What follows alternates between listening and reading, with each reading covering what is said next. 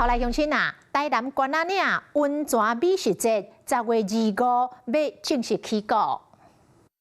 台南关仔岭以温泉上出名，是真侪游客秋天旅游会行较高的好所在。除了会当洗烧火的温泉，一年一摆关仔岭温泉美食节，卖伫咧10月25开幕。而且关子岭有好多美食哦，有旺仔鸡，还有很多当地的美食，都值得你来。今年活动规模大棚，市府嘛特别邀请民众做伙来食香菇鸡汤，希望大家有通吃，更有通爽。好的地方都欢迎你来到关子岭温泉节，洗温泉、吃美食，而且欣赏这个关子岭的美丽的文化表演。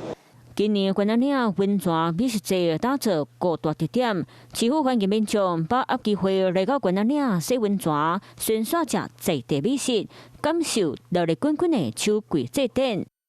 Hello， 我是雷亚，想要抢先掌握最及时的新闻资讯吗？赶快订阅、按赞、开启小铃铛，锁定华视新闻 YouTube 频道。